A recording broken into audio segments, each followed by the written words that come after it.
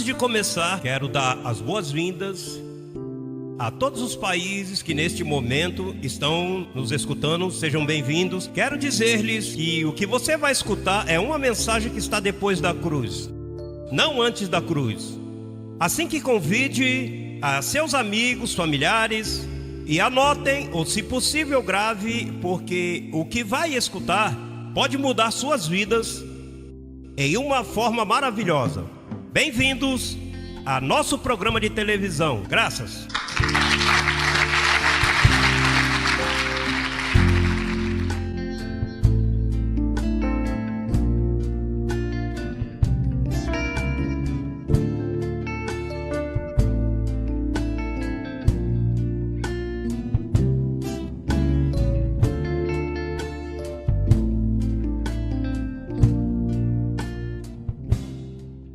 Bom, vamos ao tema, imagine. Olha, o tema de hoje é maravilhoso. Nunca se havia falado em 2000 anos. Digo, da forma que vamos falar hoje. Já mencionamos levemente aqui nos últimos 10 anos, mas hoje estamos entrando no assunto. E o tema é a grande nuvem de testemunhas. E isso tem uma revelação tremenda. Olha, agora mesmo estão nos vendo pela internet pessoas que entram do FBI, pessoas se metem do Departamento de Inteligência dos Estados Unidos, se metem a investigar. Nós estamos debaixo de investigação. Faz anos, estamos debaixo de investigação. E de fato, o meu telefone está no nome de outra pessoa e não sabe quem é esta pessoa e não vão conseguir. Porque antes, quando estava em meu nome, soava um estranho aí, um bim-pom.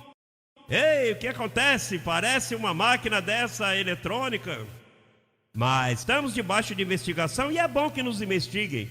Porque se são elegidos, começam a escutar e dizem: espera, isso aí não é como aqueles religiosos, nem aquele, isso é diferente. E você vai comprovar que isso é diferente. Hoje você vai comprovar. Hoje você vai dar testemunho da beleza que é esta palavra na mente de um abençoado. Assim que vamos buscar Bíblia a seguir, Hebreus capítulo 12. Hebrew chapter 12. Hello! Vamos começar em inglês para recordar os velhos tempos. Olha!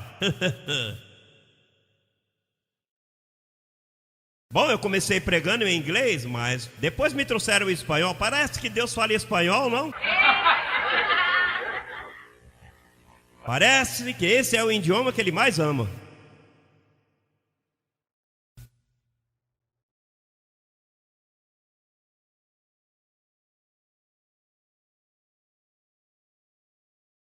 Hebreus capítulo 2. Não se esqueça, amanhã às 9 da manhã. Coloque um papelzinho aí na geladeira, onde você se penteia, onde você se maqueia. Às 9. Para escutar este programa que está excelente. Pela manhã eu estava tão excitado com esse programa que terminei chegando aqui de pijama.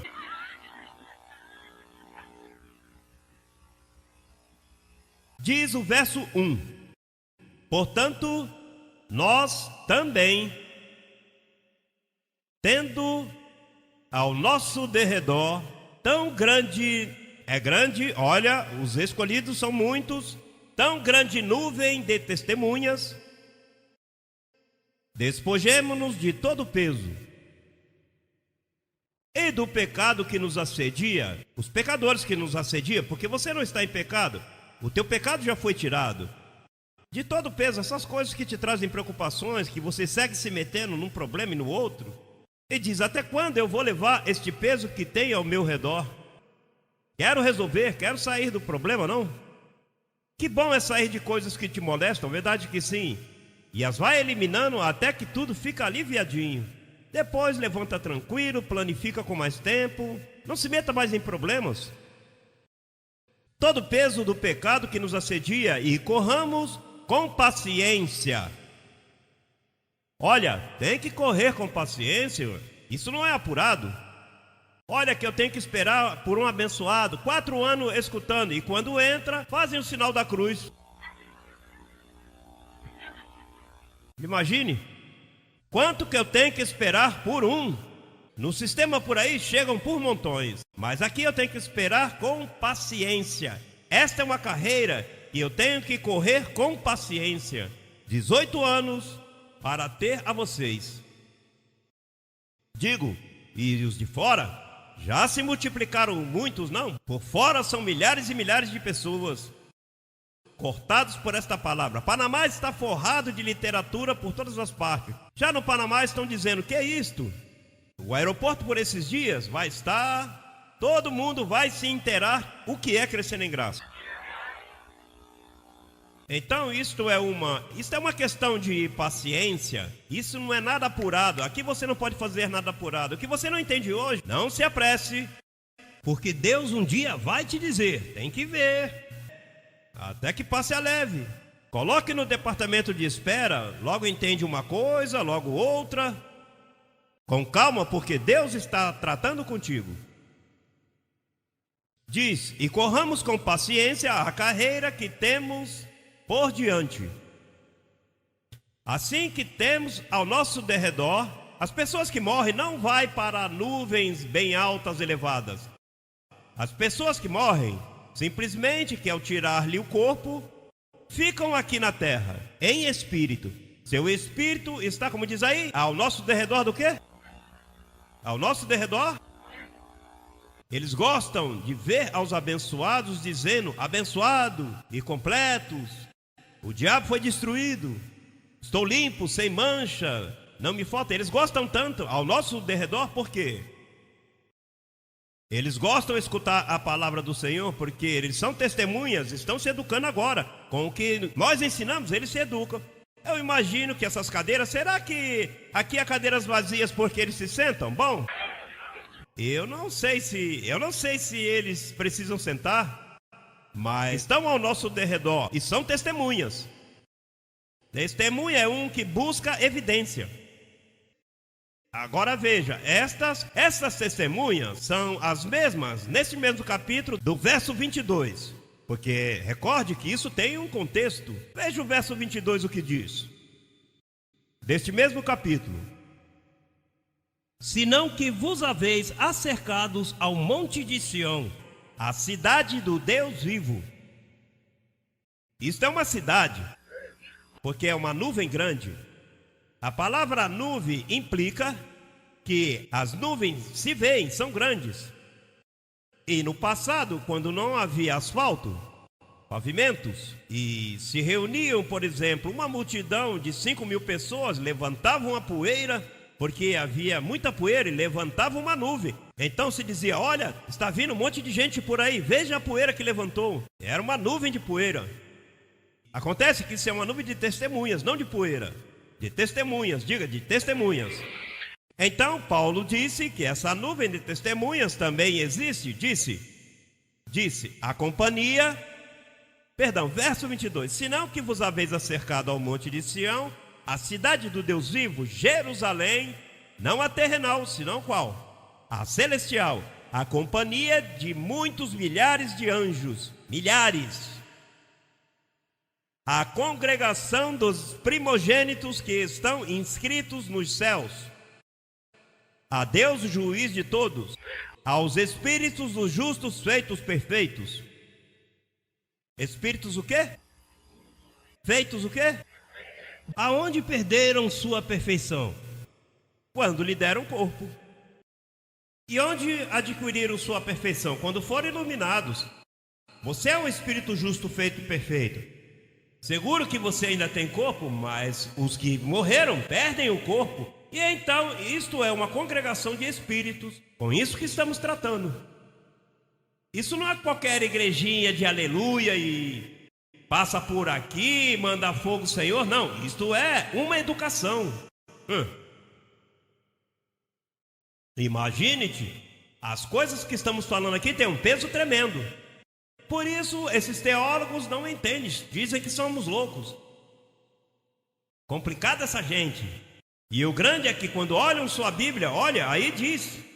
Por que nunca falamos disso? Porque não se revelou a eles? Não era para eles? Então diz que são espíritos justos, feitos perfeitos. Jesus, o mediador do novo pacto, e o sangue derramado, que fala melhor do que o de Abel. Abel é a semente de salvação, e Jesus vem dessa linha de Abel. Mas o sangue de Jesus é melhor do que o de Abel, porque foi sangue para tirar teu pecado. Então, essa nuvem de testemunha, atente-me bem, que agora vamos entrar em revelação. São 3 nuvens. Está a nuvem antes de chegar à lei, os 450 anos de Adão até Moisés.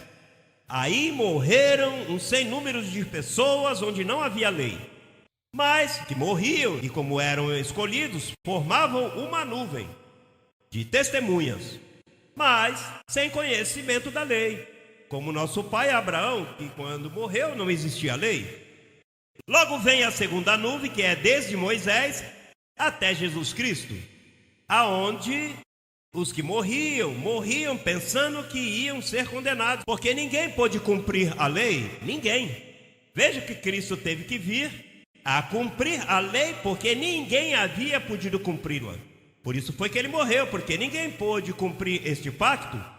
Então os que morriam neste tempo se formaram outra nuvem. Por isso é que diz a grande nuvem de testemunhas, pois estamos falando de um espaço de milhares de anos. E então, depois que Cristo morre, então volta outra nuvem, se forma outra nuvem de testemunhas, que são pessoas que morreram e sabe o que descobriram? Que não havia pecado e eles se sentiam pecadores. Pois quando Cristo morreu, diz que tirou o pecado do meio. O Cordeiro de Deus, que tira o pecado do mundo, morre e tirou. E quando eles morreram debaixo dos grandes ensinos desses falsos católicos, aonde eles pagavam, como se chama? Indulgências. Recorde-se, eles pagavam indulgências, os que tinham dinheiro pagavam ao padre. O padre dizia: meu filho, teus pecados são perdoados. Para depois, quando morriam, dizer: olha, paguei indulgência e já estava paga, não havia pecado. Quantos morreram debaixo dos efeitos daqueles grandes desenhos como o Inferno de Dante, e pensavam que havia um demônio com um tridente assim e umas pontas levantadas assim, e quando morreram descobriram que isso não existia tão pouco. Mas eles não foram aperfeiçoados. Diz aí, no mesmo capítulo 12, você tem a Bíblia aberta. Veja o que diz no verso 39. Veja, o verso 39. 11:39. 11:39, o que diz? E todos estes, ou seja, essas 3 nuvens testemunhas que morreram, que se conheceu, a primeira nuvem se conheceu como o seio de Abraão. Depois a segunda nuvem se conheceu como o abismo, que separava, que havia um abismo. Recorda de Lázaro, quando morreu? E lhe pediu que molhasse-lhe a língua porque estava num tormento. Pois então, quando isso acaba, quando Cristo morre, ressuscita e faz todas as coisas novas.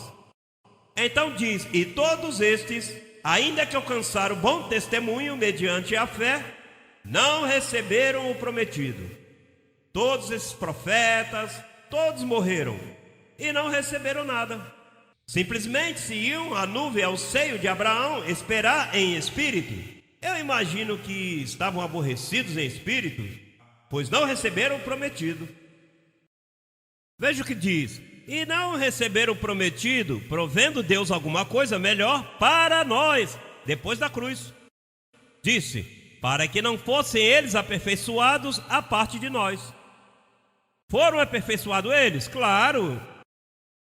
Estamos nós aperfeiçoados? Pois diz aí que para que eles não fossem aperfeiçoados sem nós, se esperou que Cristo fosse à cruz, quando morreu e ressuscitou. Todos fomos aperfeiçoados. Você está agora mesmo em um estado de perfeição. Você não se pode ver como um pecador.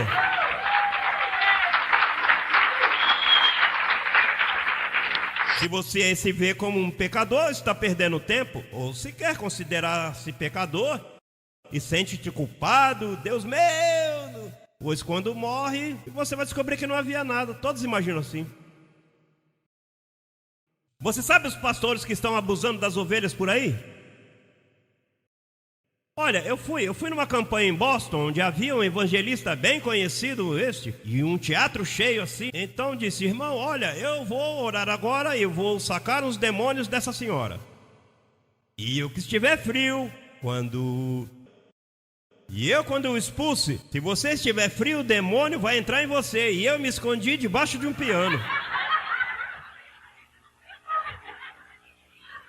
Porque a mim me enganaram também. Quando esses demônios, Cristo há 2000 anos atrás destruiu a todos, e este me ameaçando com eles. Pastilhando. Você sabe quem é? Esses são os enganos de atualmente. Miami ainda está cheio de enganadores. São pastores, se chamam agora até apóstolos. Agora está surgindo isto. E estão em todas as esquinas de Miami e tem templos bonitos. E você os identifica porque tem uma cruz. Ou a tem trepada lá ou a tem aqui. Símbolo de maldição, a cruz. Todos são uns enganadores. E a todos vou tapar-lhes a boca. Com tempo. Digo, com paciência. Com paciência. Toma tempo, toma tempo. Porque, bom, para tapar a sua boca, veja quanto eu esperei. Para eu te convencer, olha que você deu trabalho. Aqui a gente que deram um trabalho, mas veja que facilzinho. Agora estão convencidinhos, está como uma ovelhinha já. Está tranquilo. Você já não tem medo. A princípio, estava tremendo. Tudo é na mente. Se te limpou a mente com o evangelho. A palavra retornou e não retorna vazia e você está tranquilinho aí. Dorme tranquilo. Até apaga a luz já e não vê coisas.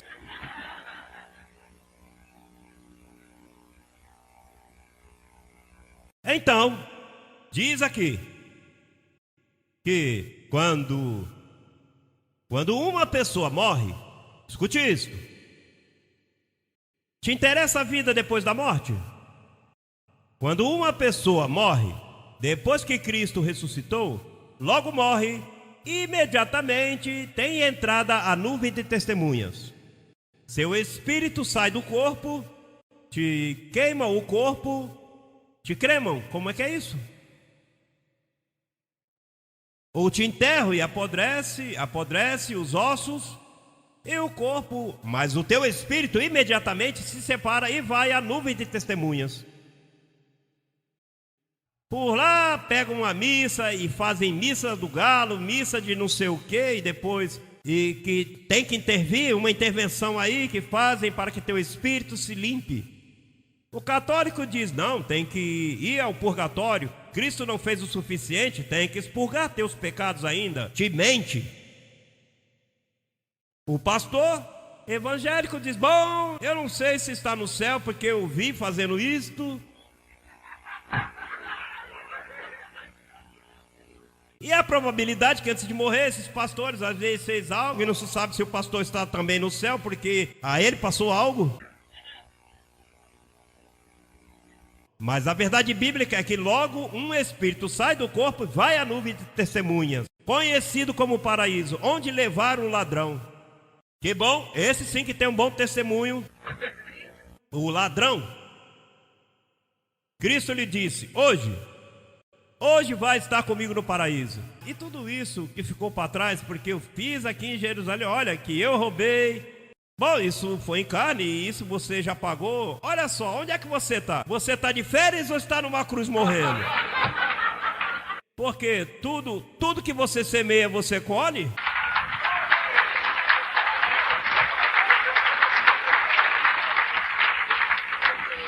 Então quer dizer que esta verdade da nuvem de testemunhas anula o purgatório, anula o limbo. E se a criança morre sem batizar, fica onde? Que limbo? A Bíblia não fala disso. Quer dizer que depois da cruz, logo qualquer pessoa que é escolhida morre imediatamente, vai para o mesmo lugar onde está Paulo, onde estão diz que é uma grande cidade, ser uma cidade completa. O que acontece quando você escuta o termo cidade, você pensa em Miami, em Brown, Holiday, Pound County, esses lugares. Isso sim que é uma cidade. Por quê? Porque é carne. Aquela sim que é uma grande cidade, porque está cheia de espíritos perfeitos. Verdade que você está em outra dimensão, você está em um corpo carnal, terrenal. Há corpo terrenal e há corpo celestial. Ou seja, uma cidade completa que você não vê por causa da condição física onde você se encontra. Tem pessoas que têm tido visões tremendas, que já viram. Teve gente que já morreu e regressou. E viram vida depois da morte. E isso são milhares e milhares de testemunhas. Agora eu não quero que você seja um cristão deste que crê em muitas filosofias, como crê na reencarnação, de que você está vivendo uma vida agora, de que vivesse antes, então sai pelo outro lado e vive outra. A Bíblia estabelece. Aí mesmo em Hebreus, vamos ao livro de Hebreus, verdade? Veja o que diz o capítulo 9, verso 27. E da maneira, diga, da maneira. Há uma maneira. O homem mudou as maneiras. E da maneira que está estabelecido para os seres humanos, que morram quantas vezes? Assim que você não viveu anteriormente, abençoado. Sim, eu tenho um tio que me disse que eu era um cavalo.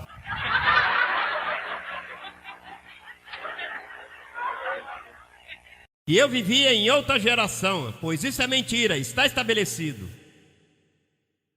O homem morre e depois juízo. E nesta questão de juízo, o que significa se é de salvação ou é de perdição. Então sim, se você é um abençoado, pois está estabelecido que morras uma só vez. Então isto anula a história de Lázaro. Havia um homem que uma vez vivia numa aldeia e morreu, e então quando apareceu lá na nuvem, pois pediu ao pai Abraão que molhasse a língua, pediu a um dos líderes da fé que molhasse-lhe a língua porque estava atormentado. Então se disse, não posso, porque é um abismo entre nós, eu não posso passar daqui para lá, nem de lá para cá. Todos esses contos antes da cruz terminaram. Depois da cruz, se anula todo isto de o purgatório, limbo, Lázaro. Todas essas questões ficaram terminadas. Na consumação dos séculos, quando Cristo morre e muda todas as coisas. Agora vamos à segunda carta aos Coríntios, capítulo 5. Não, vou deixar este porque não vai me dar tempo. E este é um programa que vai sair pela televisão e eu quero aplicar esta última partezinha. Vamos à primeira carta a Tessalônica. Bem importante quanto à nuvem de testemunhas. Que vai ocorrer logo. Primeira carta aos Tessalonicenses, capítulo 5, e com isto terminamos.